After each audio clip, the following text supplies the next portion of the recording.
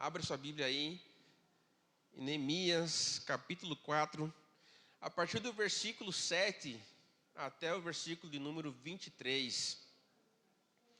Tenho certeza que assim como o Senhor falou no meu coração durante essa semana, estudando, creio que o Senhor falará com você também. Então abra o seu coração para esse texto. Neemias, capítulo 4, a partir do versículo de número 7. Quero mandar um beijo aqui para minha família que está me assistindo lá de Panambi. Um beijo, mãe, um beijo, pai.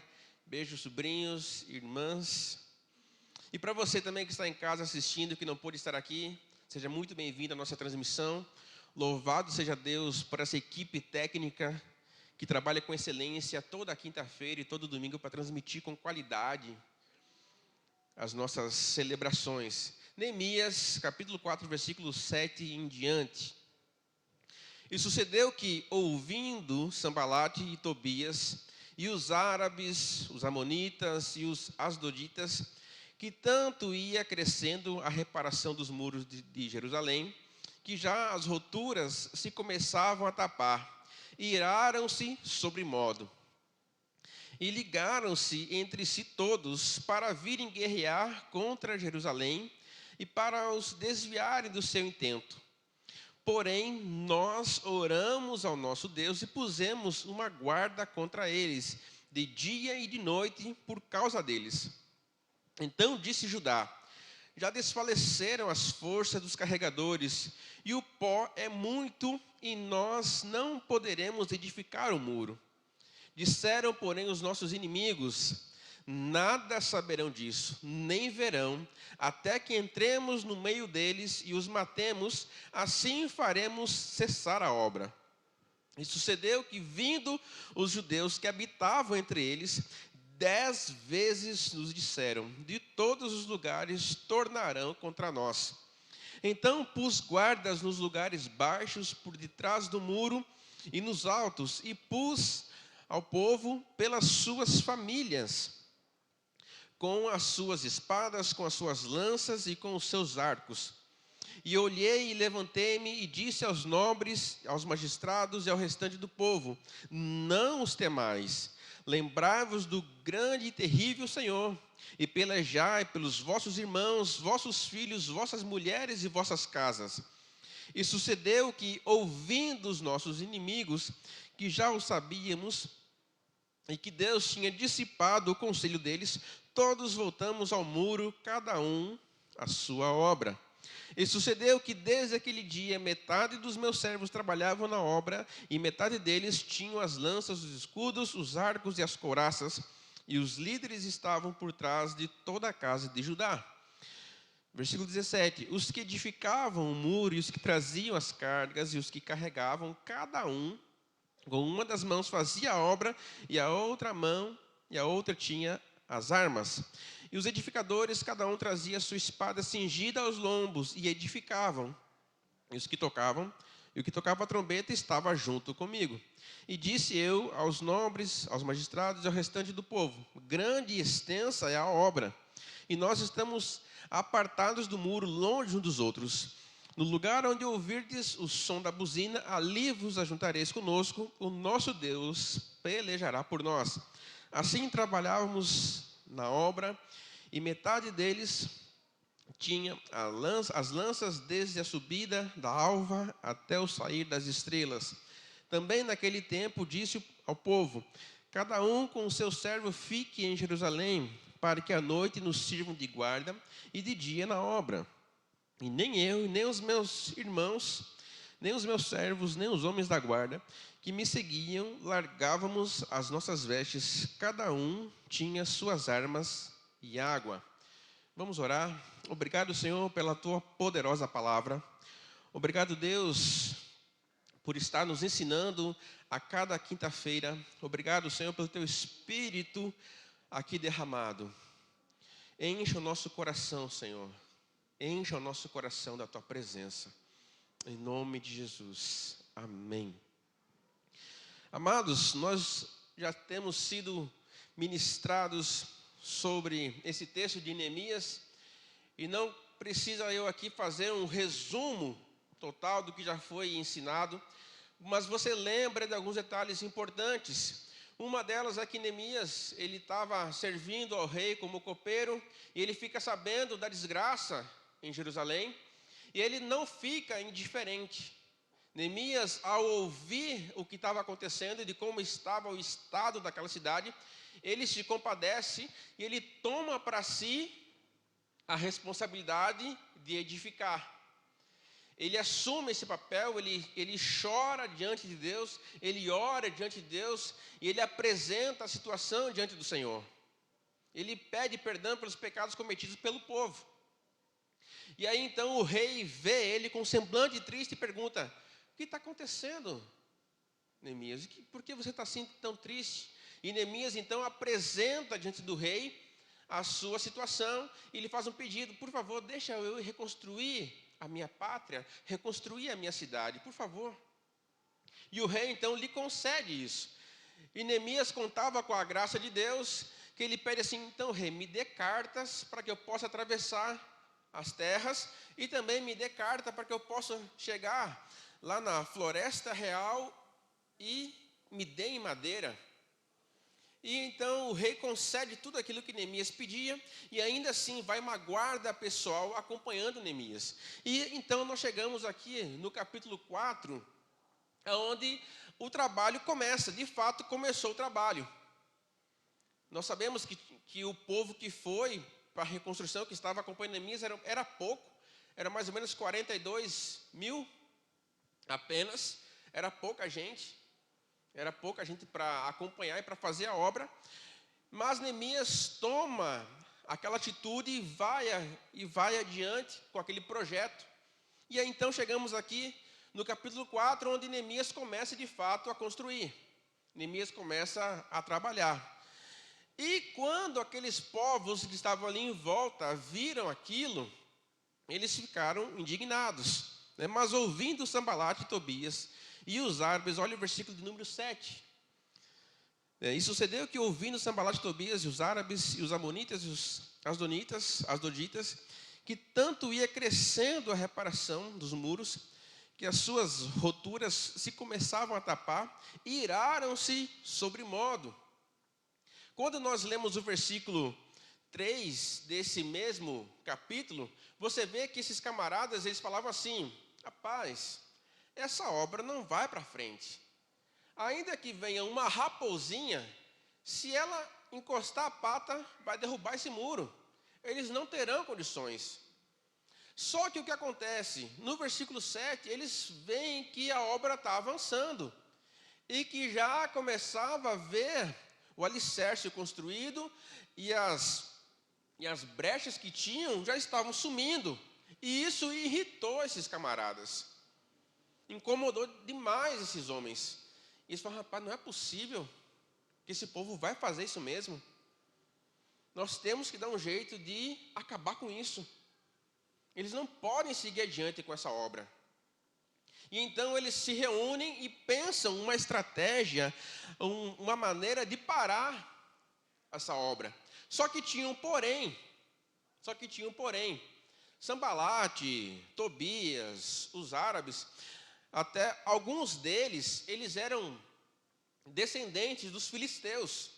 E você conhece um pouco da história, tu vai lembrar que esse povo filisteu teve muita guerra, muito embate com Israel. Então, na mente deles, o que acontecia? O que se passava?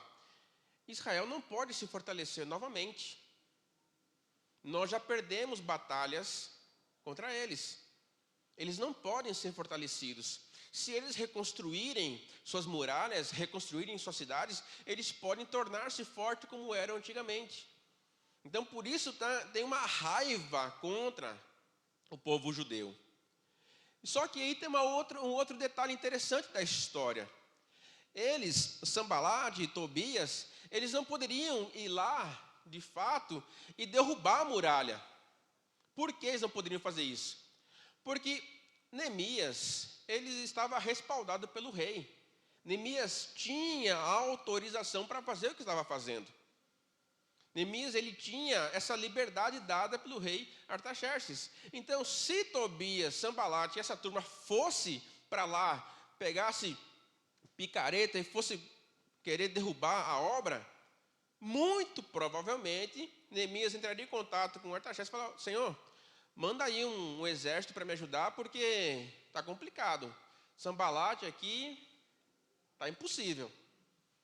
Então, qual é a estratégia? Olha, nós não podemos chegar lá e derrubar o muro de vez, mas também não podemos fazer uma guerra, pegar um exército e guerrear contra eles, porque sabemos que o rei não vai gostar. Sabemos que o rei não vai ver com bons olhos esse tipo de coisa. Nós temos que pensar algo, nós temos que planejar bem para que o nosso intento dê certo, para que o que nós queremos fazer dê certo, que é o quê? Parar a obra. E qual é a melhor forma de parar a obra se não podemos derrubá-la? Vamos começar a matar os judeus. Vamos começar a matar esse povo. Vamos nos infiltrar no meio deles, vamos eliminá-los aos poucos. Porque assim você mata um hoje, mata outro amanhã. Quando vê, falta o pedreiro aqui, falta o carpinteiro ali, falta o servente aqui, a obra vai ter que parar, vai diminuir. Então foi essa estratégia que esses povos tinham criado, tinham montado para tentar parar a obra de Neemias. Esse Sambalate, ele e Tobias, eles eram meio que uns delegados, porque se você olhar o contexto histórico, esses povos estavam sujeitos ao rei Artaxerxes, assim como os judeus estavam. E então eles eram povos conquistados. Então eles não tinham uma certa autonomia para chegar lá e fazer guerra e ficar por isso mesmo. Mas então eles pensavam: rapaz, a única estratégia que temos é essa, vamos nos infiltrar e vamos matar esses judeus. E acontece que o projeto, a ideia deles, lá no versículo 7, a ideia que eles tinham era o quê? Não vai dar certo. Não vai dar certo. O pensamento era esse, eles não vão conseguir. Só que eles conseguem, então começam a ter estratégias para derrubar o povo. E então o cenário é um cenário ruim para o judeu. É um cenário difícil de ser encarado. Eles estão, pense você, quando eu estou lendo a Bíblia, eu não sei se você tem esse hábito, mas eu fecho os meus olhos e tento me imaginar naquele cenário, naquele local. Então pense você, o povo vai estar no meio daqueles escombros, quem já fez reforma, né, já imagina aquele tanto de entulho, e tem que carregar entulho, tira entulho para poder fazer a construção. Está lá o trabalho pesado, o trabalho suado, o trabalho difícil, mas também tem rumores de guerra. Mas também tem rumores de que podem ser atacados a qualquer instante. Então você pense o que passa na cabeça daquele povo. Tranquilidade zero, paz zero, era tensão. E você já fez um trabalho pesado, tenso? Quem já fez um trabalho pesado, tenso? Pegar peso e está tenso. Rapaz, cansa, né?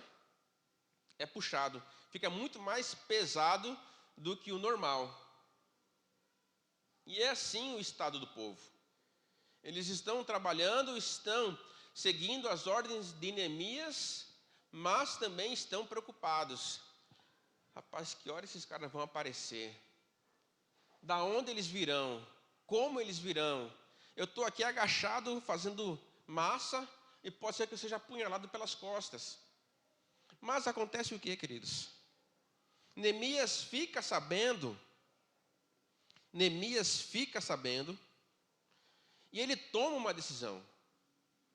E uma das coisas que eu gosto muito dessa história de Neemias, é que Neemias é um camarada de oração e ação. Desde o primeiro capítulo, nós vemos Neemias orando e agindo. Neemias nunca fica indiferente diante do sofrimento, diante da dificuldade. Ele enxerga a dificuldade, ele ora e age. E aí você lembra do texto que o Senhor confirma os passos do homem bom. Neemias vê o negócio acontecendo e ele vai orar e ele vai agir.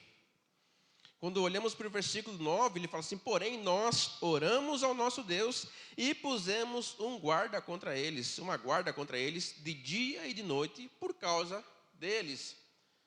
Talvez você fale assim: mas eles eram povo de Deus, para que colocar guarda? Era povo de Deus, confiava só em Deus e acabou. Não, mas Neemias, ele ora e ele fala assim: rapaz, nós vamos orar, confiamos em Deus, mas vamos fazer também a nossa parte, aquilo que nos compete fazer. Vamos botar vigia, vamos criar a nossa estratégia. Nós não queremos guerra com ninguém, não quero guerra com ninguém, mas se vier, de graça não vamos entregar a nossa casa.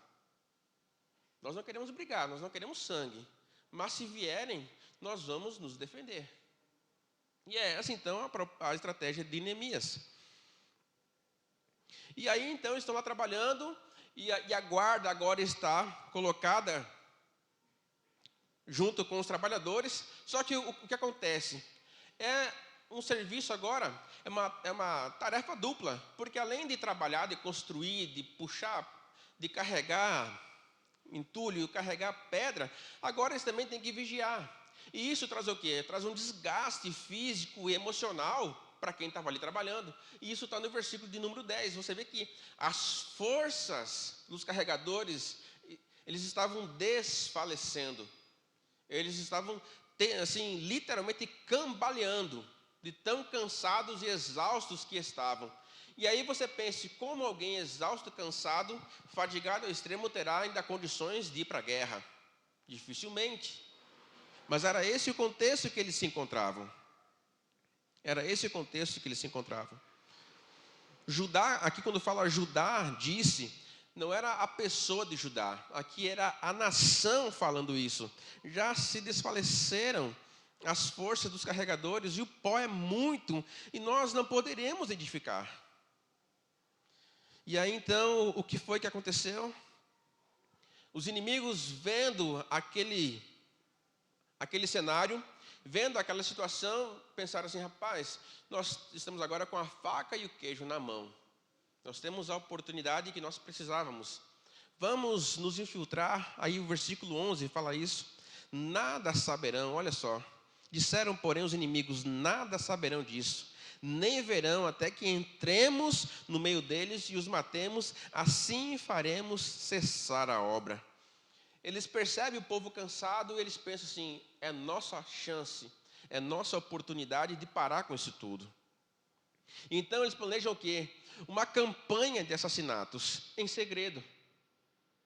Eles iriam se infiltrar pelo meio do povo para que ninguém percebesse, só iriam perceber quando as mortes começassem a acontecer.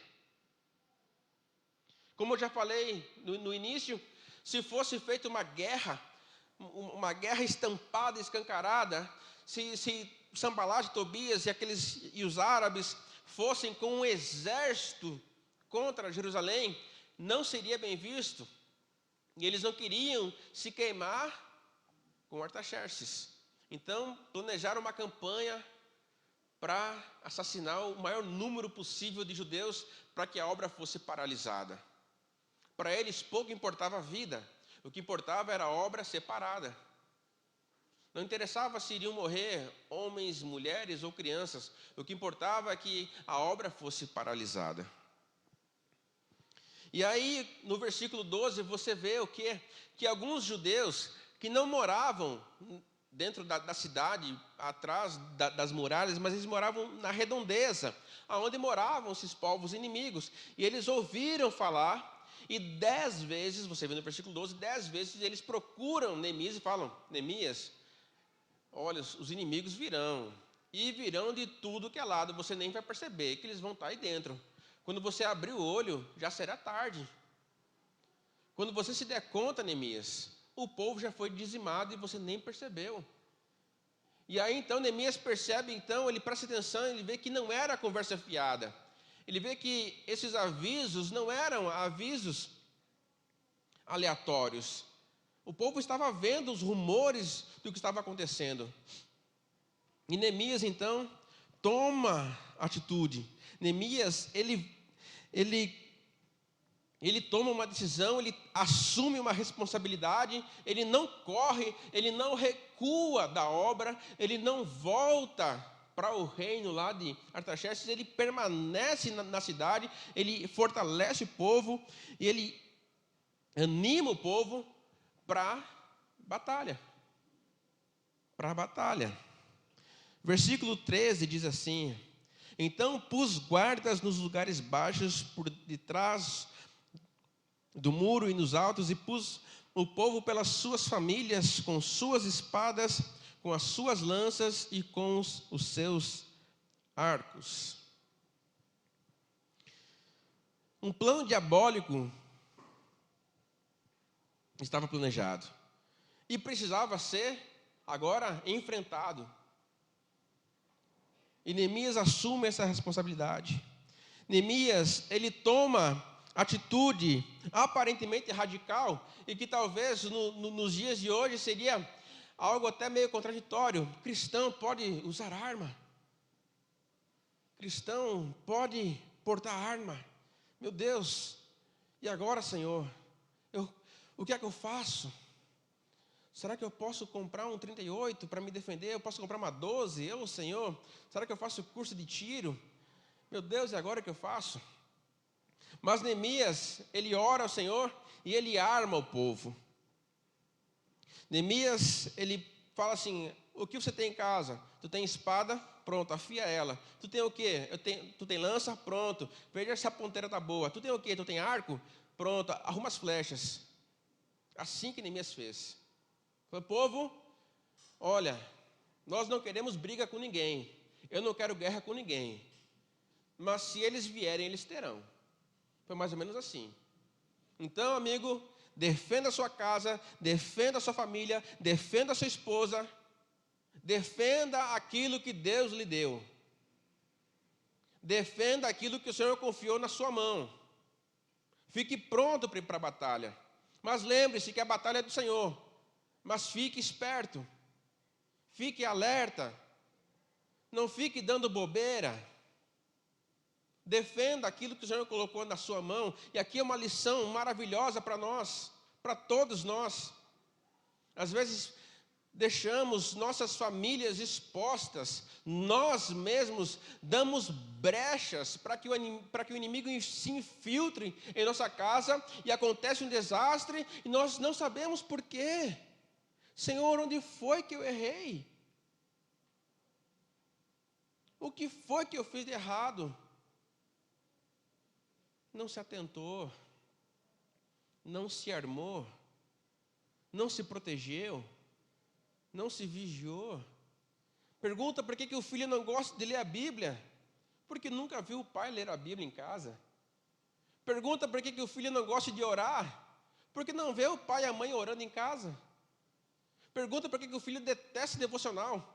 Porque nunca viu o pai e a mãe fazendo devocional. Odeia música cristã. Ama aquele, como é que é o nome? United? No United. Ama No United, mas odeia diante do trono. Por quê? Porque nunca viu o pai e a mãe no momento de adoração. Nunca viu o pai e a mãe num tempo de adoração em casa. Tu está entendendo o que eu estou falando? Parece besteira, parece que não tem nada a ver, mas tem tudo a ver. Esse texto de Neemias, ele não é um livro teologicamente profundo, mas ele tem muitas aplicações. E uma delas está aqui. Neemias, quando soube das coisas possíveis que poderiam acontecer, ele se antecipou. Ele não esperou as mortes chegarem para tomar uma decisão. Entenda isso. Neemias não esperou Sanbalate chegar lá e atacar e parar a obra. Neemias se preparou. Ele ouviu, orou e agiu. Isso serve para mim e para você. Às vezes olhamos para os... E aí eu vou falar para os nossos filhos. Eu tenho uma menina de 10 anos e está chegando outra. A gente diz: não, é coisa de criança. Não, besteira. Só tem 10 anos, não entende as coisas ainda. Vai nessa, irmão. Vai nessa ideiazinha besta. Porque depois com 14 anos, não quer conta com o evangelho. E tu se pergunta: mas o que foi que eu fiz de errado? O que foi que eu dei tudo para ela? Eu fiz tudo o que ela queria. Oh, querido. Oh, querida. Preste atenção. nos sinais. Preste atenção nos movimentos, no que está acontecendo. Não espere o inimigo agir para depois você pensar no que agir ainda. Versículo 13. Então Neemias ele coloca guardas em todos os lugares, lugares estratégicos, lugares onde ele sabia que os inimigos poderiam entrar, nos lugares altos, nos lugares baixos, aonde pudesse ter uma brecha, Neemias tapa com vigias. Neemias tapa com vigias. E aí então no versículo 14 vem o que? Vem uma palavra de ânimo. E olhei e levantei-me e disse aos nobres, aos magistrados e ao restante do povo: não os temais, lembrai-vos do grande e terrível Senhor, e pelejai pelos vossos irmãos, vossos filhos, vossas mulheres e vossas casas. Neemias fala assim: amados, vocês estão aí com suas espadas, estão aí com suas lanças, estão aí com seus escudos, vamos ficar prontos para a guerra, mas fiquem tranquilos, porque do Senhor é a batalha. Lembre-se que Ele é o campeão dos campeões. Lembre-se que Ele é o melhor em eliminar inimigos, em derrotar exércitos inteiros. Esse é o Deus que pelejará por nós. E Ele usará, se for preciso, as nossas espadas. Ele usará, se for preciso, as nossas lanças. Estejais dispostos a defender o que é seu. Defenda o que é seu. Ele anima o povo. Essa é a segunda lição. Neemias, ele encoraja o povo a não ter medo, a confiar naquelas armas, mas muito mais confiar no Senhor. Glória a Deus. E no versículo 15, então, olha que coisa tremenda. Olha que coisa tremenda. E sucedeu que, ouvindo os nossos inimigos, que já o sabíamos e que Deus tinha dissipado o conselho deles, todos voltamos ao muro, cada um à sua obra. Olha que coisa tremenda. Foi derramado sangue? O povo precisou ir para a guerra? Não, né? Estavam todos ali prontos, se fosse necessário. Mas o Senhor destruiu os planos daqueles inimigos. O Senhor dissipou aquele plano diabólico de uma maneira sobrenatural e inexplicável.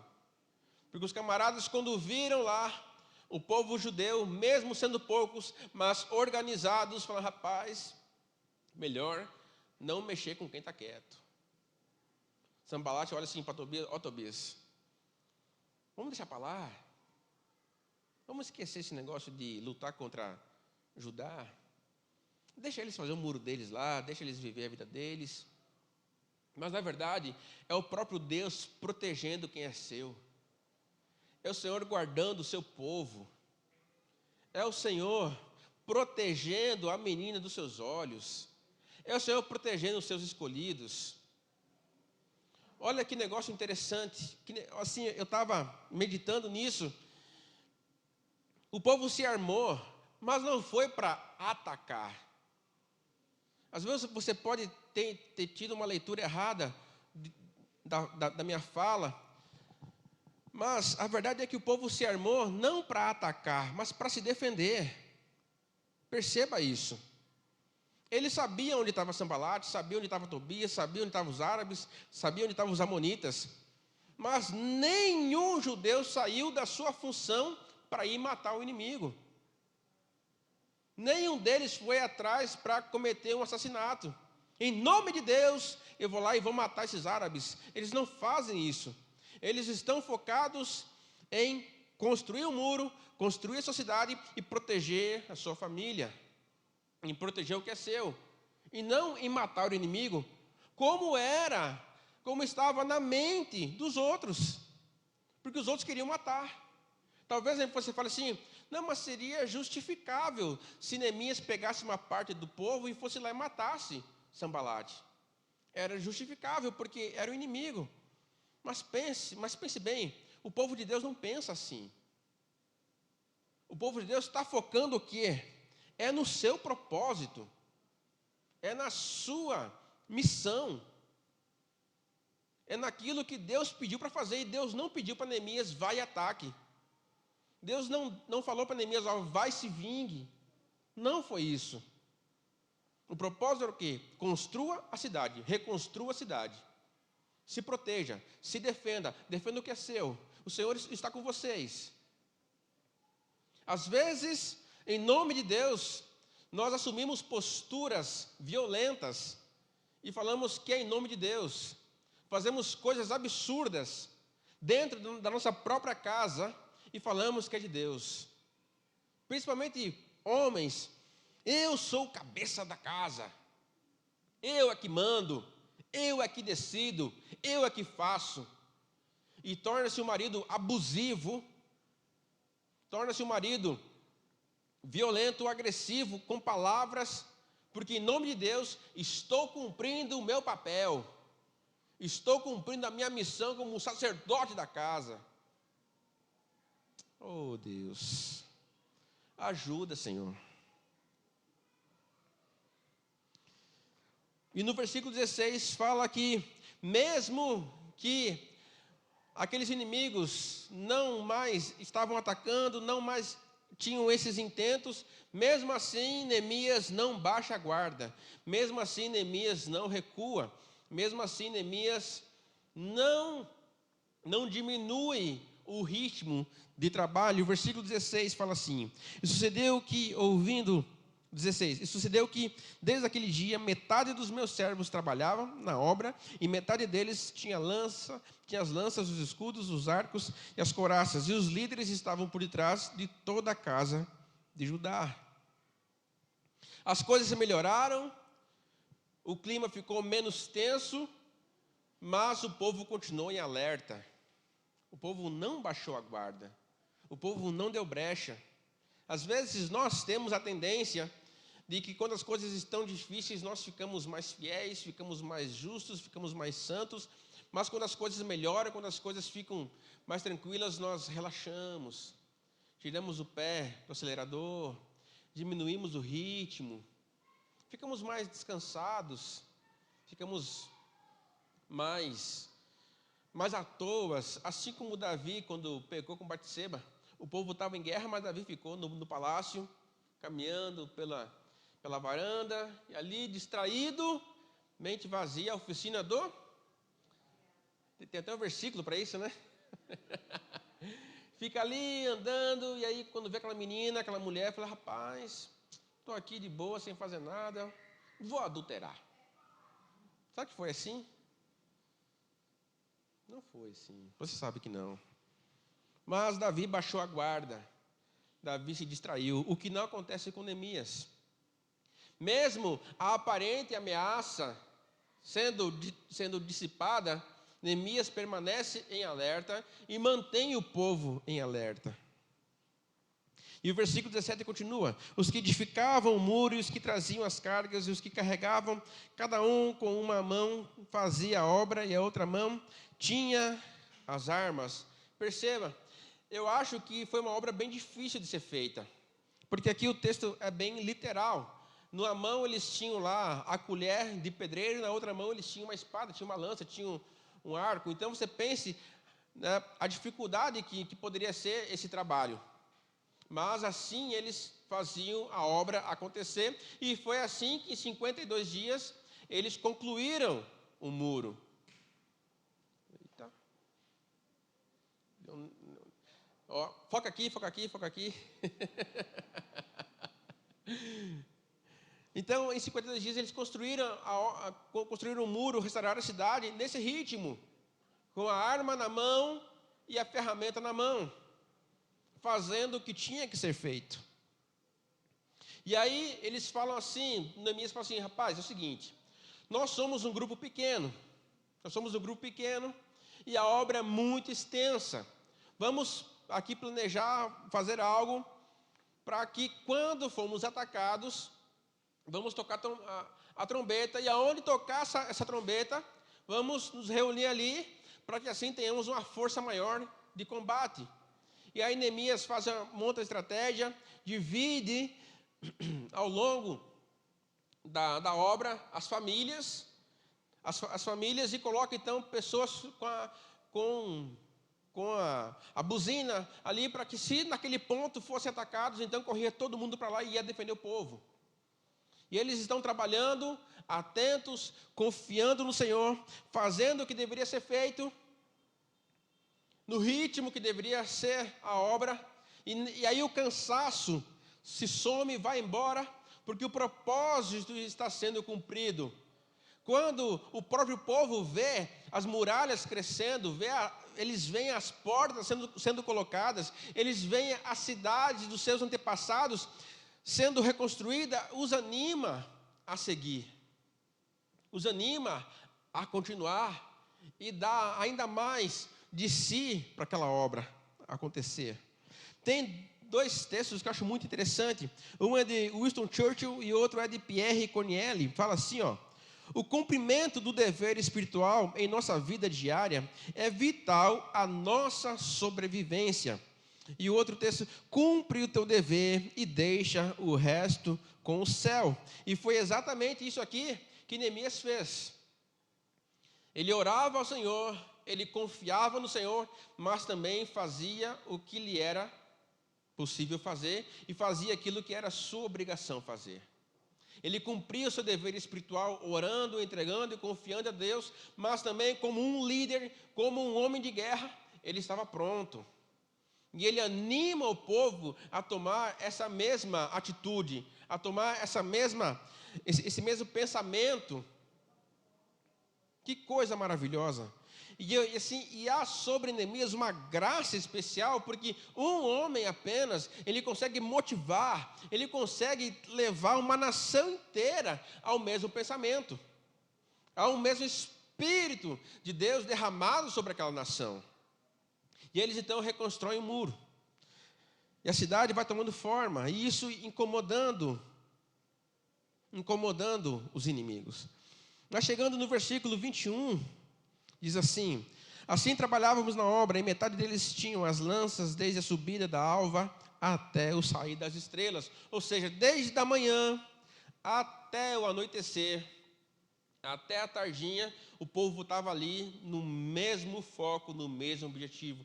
Não se distraíam, não se desperdiçavam, estavam com o mesmo propósito. E nós chegamos já na parte final do texto, no versículo 23, e aqui vem uma terceira lição, que Neemias e seus seguidores não baixavam a guarda, e não davam mole para nada, nem para aquilo que era essencial. Quando nós olhamos para esse texto, o versículo 23 fala assim, ó: nem eu, nem os meus irmãos, nem os meus servos, nem os homens da guarda que me seguiam, largávamos as nossas vestes, cada um tinha suas armas e água. Aqui o texto está falando assim, lá no original, que nem banho direito os camaradas tomavam. Nem lá trocar de roupa no final do dia eles estavam fazendo. Quando a roupa ficava muito suja, a roupa estava impregnada de CC, já estava lá daquele jeito, aí sim o camarada ia até o rio, mas mesmo lá a sua arma estava do seu lado. Eles não vacilavam, eles não davam brecha, eles não, em hipótese alguma, não passava pela mente deles o dar mole, falar: não, que nada, cara, aqui está de boa. Nem assim. Nem assim. Talvez você pense, se você estivesse lá, rapaz, nem para fazer uma merenda, cara, não posso largar essa arma. Poxa, nem para tirar um cochilo aqui depois do almoço, que a gente fica meio sonolento. Não, o povo estava com um pensamento, com um propósito. E aí vem o quê? O poder do propósito. Quando tu tem um propósito, camarada, nem o sono, você se lembra que tem sono, porque tu está focado no propósito. Quando tu tem uma responsabilidade, nada mais importa. Quando você tem uma prioridade, prioridade é prioridade. Você não negocia. Você não deixa para lá. Você não fica procrastinando. Você faz o que tem que ser feito, até a obra ser concluída. E essa era a pegada. E eu já estou chegando na parte da conclusão. Esse texto ele é determinante para mim e para você. Existia um plano de Deus para ser executado pelo povo de Deus, que estava enfrentando oposição. Existia um propósito de Deus, um plano de Deus, que seria executado pelo povo de Deus. E eles estavam enfrentando agora uma oposição. Eles estavam enfrentando uma dificuldade. E o que foi que Neemias fez? Neemias, ele ora, ele arma o povo, ele encoraja o povo, ele confia em Deus e fica pronto para o combate. Neemias, ele ora, ele bota o povo na posição de batalha, ficavam armados, trabalhando, ele confia em Deus, ele fica ali pronto, para que o que viesse, ele ia cair para dentro. Isso é para mim, para você, ensino. Hoje, quando nós educamos os nossos filhos, de acordo com a palavra de Deus, e falamos que usamos vara, o que tem de psicólogo, o que tem de gente criticando, meu Deus, você usa vara no seu filho? Ave, que ensino é retrógrado. Aonde você viu isso? Eu vi na Bíblia, querido. Mas o Antigo Testamento é coisa do passado. Quando você assume uma posição de fazer aquilo que é certo, que tu sabe que é de Deus, geralmente você vai enfrentar e enfrenta oposição. Você, quando você defende a sua masculinidade, o que você ouve é homofóbico, é machista. Você, mulher, olha, eu vou dar um tempo no trabalho para cuidar da minha família. Perde o status de mulher moderna. É criticada. Meu Deus, em pleno século 21, você vai cuidar de filhos? Em que mundo você vive? É sério? Você vai cuidar de filhos? Tanta coisa boa para viver. Contrata uma babá, 2. Coloca na escola de tempo integral. Minha filha tem que viver a vida, aproveitar.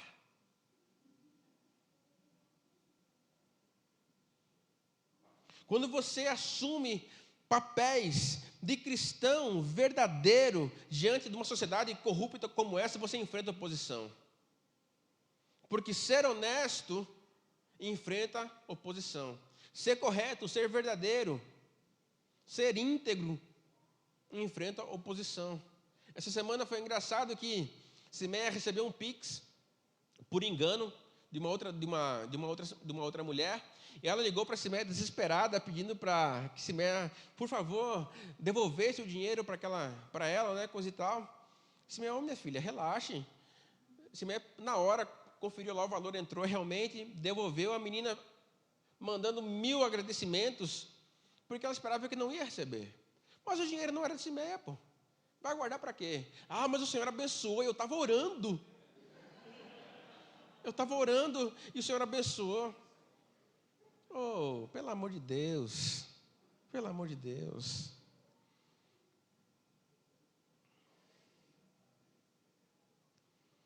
Olhando tecnicamente para esse texto, quando nós vemos Neemias armando o povo, podemos afirmar que o cristão pode sim ter a sua arma para se defender. Mas preste atenção no que eu estou falando. Não vá distorcer, ainda bem que está gravado. A arma aqui não era para atacar. A arma aqui, a espada, era para matar pessoas, sim. O arco era para matar pessoas, a lança era para matar pessoas. Mas entenda que o uso dela era unicamente e exclusivamente para defesa. Unicamente e exclusivamente para defesa. Às vezes eu brinco com Simeia. Oh, Deus, me perdoe. Eu vejo o pessoal fazendo umas burradas no trânsito. Umas burradas assim, eu tomo umas fechadas assim, eu falo assim, ó. Se eu tivesse uma arma. Deus, me perdoe. Estou confessando diante da igreja. Mas eu falo brincando, é claro, porque eu não tenho arma e pretendo nunca ter. Só se for preciso, eu terei. Para defender minha casa, cara, eu faço qualquer coisa. para defender minha esposa e minhas filhas, meu amigo, não venha não. Eu posso ter problema do coração. Mas quem me conhece sabe. Eu vou até as últimas instâncias para defender o que é meu, o que Deus me deu. Está entendendo? Então, assim, eu não entrego de graça. Vai ter que brigar. Chegou até me dar calor agora. Mas é verdade. O homem que se preza defende o que é seu. Então, amado, você que é casado, lute pela sua esposa. E lute pela sua esposa, eu não estou falando cair no soco, mas viva por ela.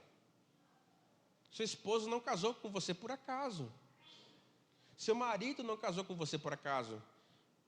Ele, bonito ou feio, gordo ou magro, alto ou baixo, a escolha foi sua. Está entendendo? Então, se você escolheu casar com o digníssimo, com a digníssima que está do seu lado, lute por ele. Se esforce por ele. Dê seu sangue por ele ou por ela. Não abra mão do seu casamento. Não abra mão daquilo que você acha que não tem mais jeito. Casamento é plano, é propósito de Deus. Se não está legal, não é porque o casamento não presta. É por causa do coração mau que está cheio de pecado. Se o casamento não está indo legal, o problema não é o casamento. O problema é o coração cheio de pecado. E precisa ser confessado e arrependido. E o casamento será restaurado. Porque muitas pessoas querem restaurar casamento, mas não querem restaurar o coração. Querem ter um casamento lindo, um casamento frutífero, mas na verdade o coração está cheio de podridão. Como pode algo podre frutificar? É impossível. Como posso ministrar sobre casais, princípios bíblicos de casamento, se eu não amar minha esposa? É por isso que eu gosto de fazer o curso de noivos e o pessoal vai lá para casa. E eles veem como eu trato a Ana Luísa, eles veem como eu trato os meus cachorros, eles veem como eu cuido da minha casa. Porque devemos e precisamos ser e dar exemplo. E eu fico feliz porque aquilo que eu estou falando aqui é uma verdade, que quem está no grupo de casais dos líderes viram lá o exemplo de um casal recém-casado que mandou uma foto da mesa e mandou um áudiozinho. O que foi que ele falou? Quero te agradecer por aquilo que você me ensinou no curso de noivos. Está praticando. Já começou certo. Já começou no caminho da bênção.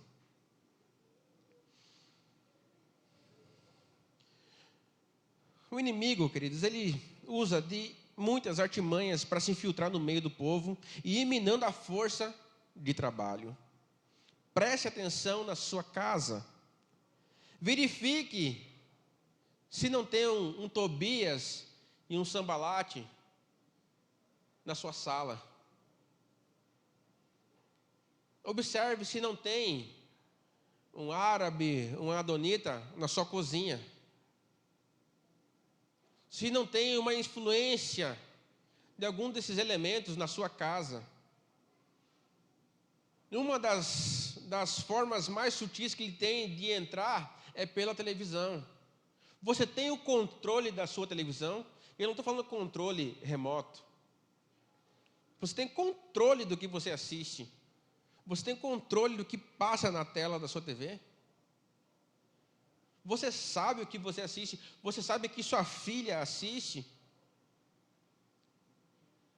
Quantas vezes, não foi nenhuma nem duas, foram várias vezes, eu repreendi Ana Luísa e ela está aqui ouvindo, ela sabe do que eu estou falando. De programas infantis, bestas, que eu falava, filha, você não vai assistir isso porque isso vai emburrecer você. Ela falou, mas pai, é tão legal.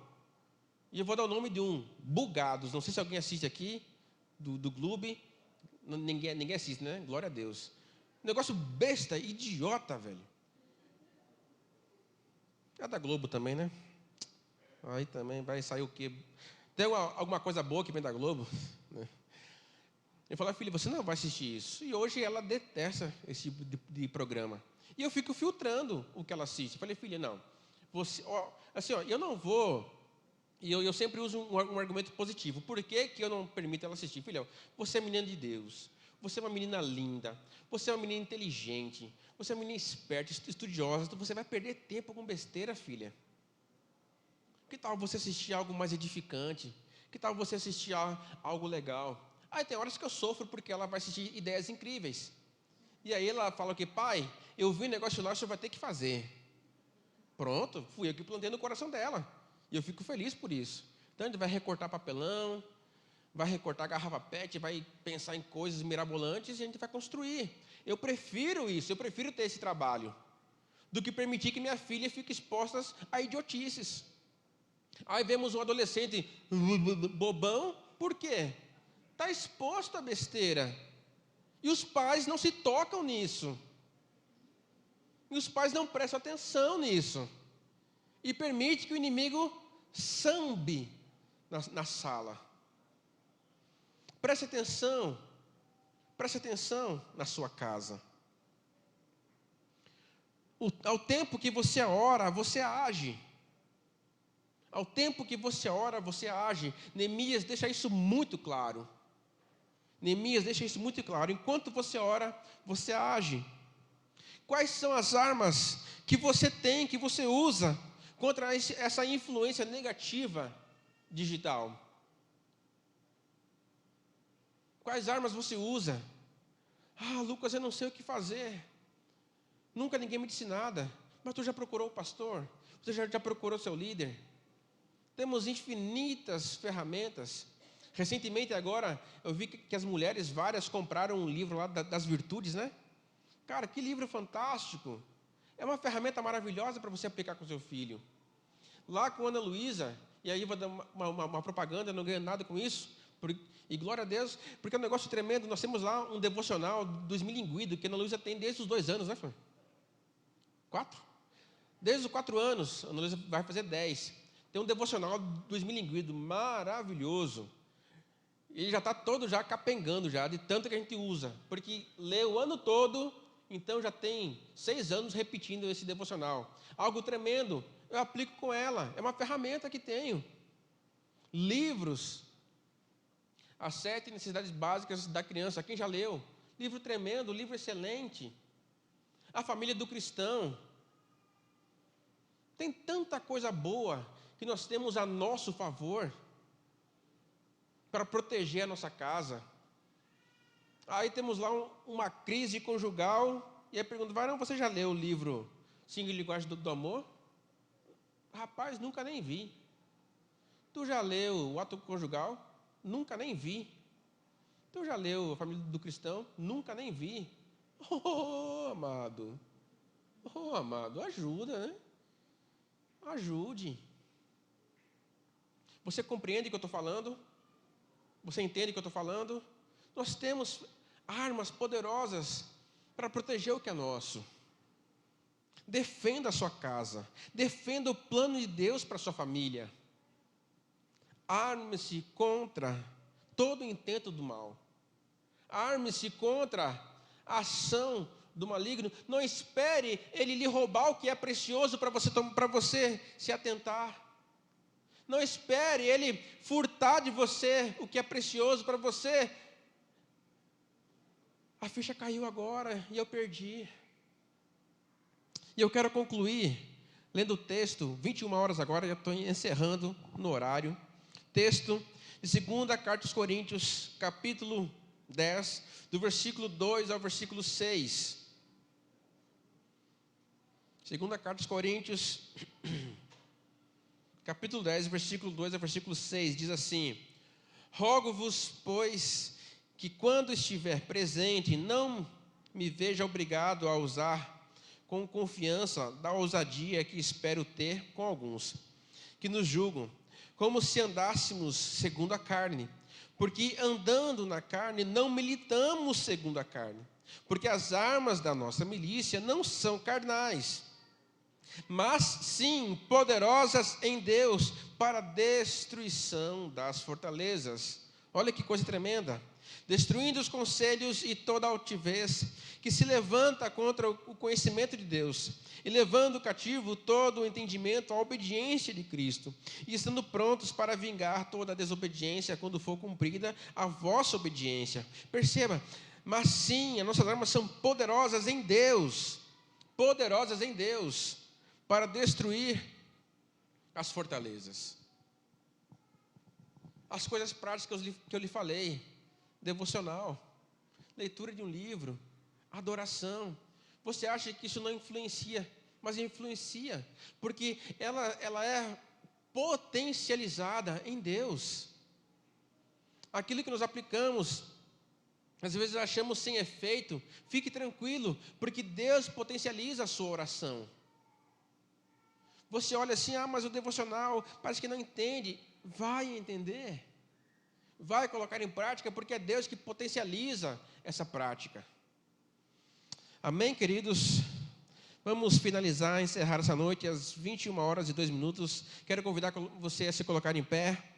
Vamos orar ao Senhor nesse momento.